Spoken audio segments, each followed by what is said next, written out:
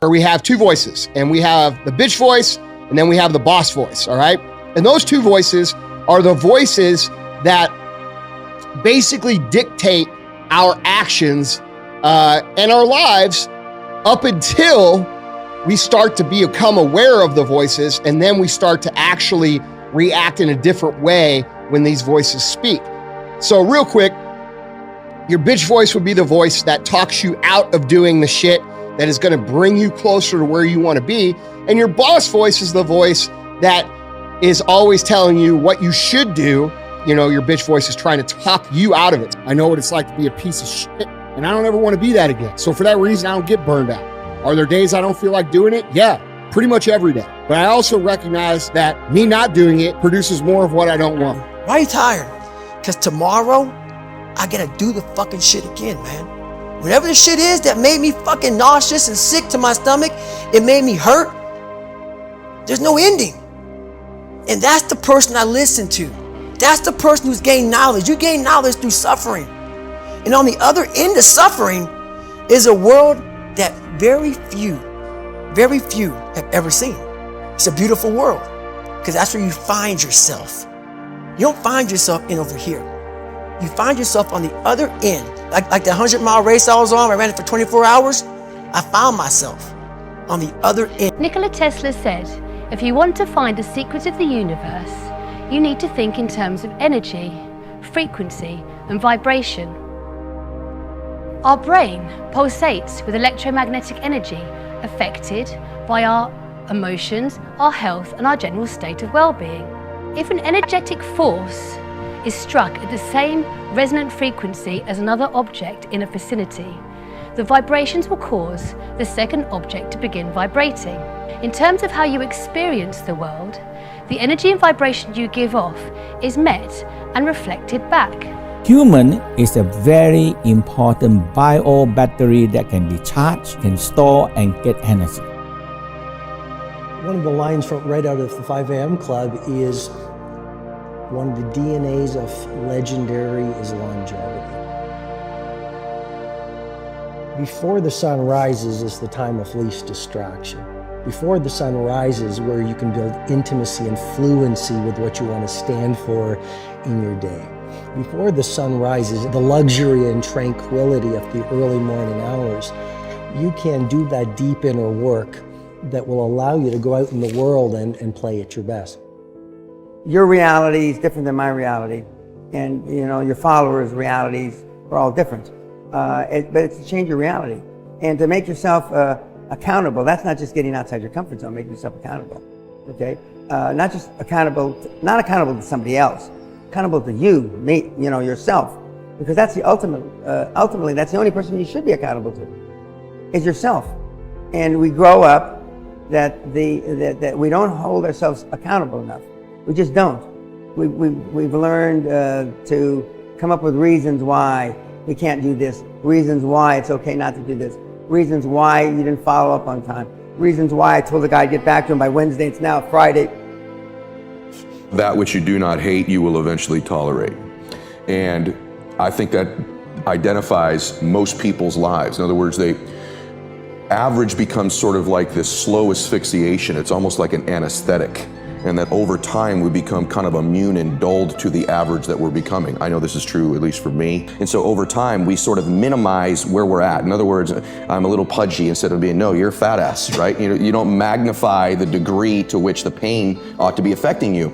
And so really what he means in that is, listen, you're gonna get out of your life what you'll accept. That's really difficult for people, I think, to understand is, look, what you think you're worth and what you're gonna tolerate is absolutely what you're gonna bring into your life and what the outward part of your life's gonna look like. I live by that. Like, I let myself sort of feel the pain and the difficulty of being not where I wanna be in whatever that area is, whether it's my spirituality, my relationships, my money. I let myself feel that pain because, as you know, there's two motivators, right? There's the gaining of pleasure, right? Wanting to go get something, chasing the dream, but then there's the avoidance of pain. And for a lot of champions, that's a pretty big driving force for them. And so at least for me, I leverage both of those things on me to get myself to take action. And for me, like the minute I feel some sort of anger, some sort of jealousy, some sort of frustration, most of the time I go, oh, you're getting mad, that's your ego. You're getting emotional about this. take a step back and listen to what the other person's saying. Take a step back and try and see it from their perspective. Take a step back and try and understand what they're trying to say. That what I'm trying to do is keep a boat floating, and they're trying to sink it. I have no tolerance for that. So you can keep your sentient, if you will, concepts about yourself, but at the same time, you have to be strong enough to, otherwise you will fold. What we are is just an aggregation of what we choose to value in this world. If I value money more than anything else, that will come to define me through my actions, my behaviors, what I invest my time and attention into. If I value family, that will define who I am, because everything else will flow from that.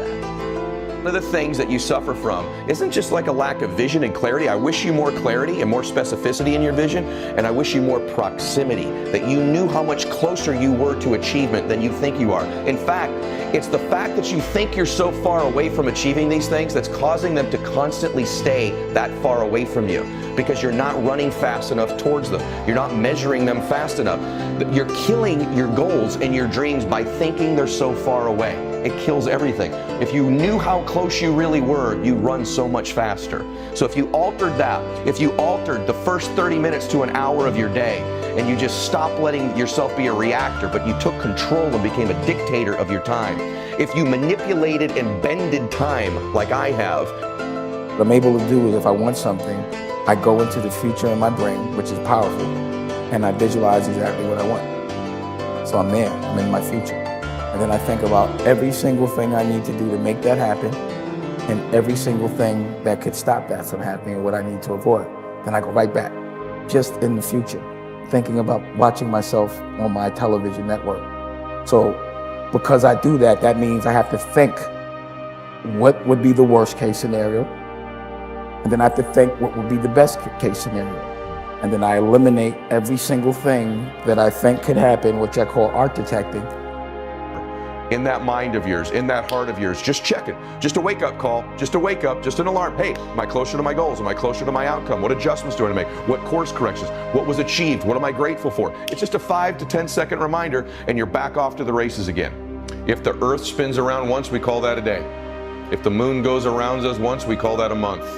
If we go around the sun once, we call that a year. It's just stuff people made up, right? Imagine what you could accomplish if you shrunk the time frames down.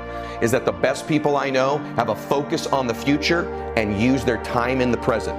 They focus on the future and use their time in the present. Too many of you are focused in the past and are thinking all the time about the future, dreaming, and aren't taking advantage of the present. The present is a gift, and we need to treat it as such. The past is literally gone forever. And in many cases, it's a figment and a manipulation of our imagination. The future is grand and powerful, and we need to be focused there and thinking about it and dreaming about it because we are pulled towards it. I told them today, I said it's been heavy for so many people all week, and God has given us the privilege to minister. It is a privilege to minister to you. After wave after wave after wave of inconvenient that hits you in the motherfucking face, all right? That doesn't matter. People who win regardless of those waves. It's not that they don't have those waves, it's that they say, hey, I can't control what the fuck is going on. All I control is what I decide in my mind and the actions I take. It's possible for you to live your dream. It's necessary that you associate with winners, that you work your system, that you are relentless, that you never give up. It's you. You've got to take personal responsibility. You've got to make it your personal business to make it happen. And you've got to resolve within yourself that I can do this, that it's hard, but you've got to say, I'm the one. But you know it's going to be hard, but find out what will make it worth it for you.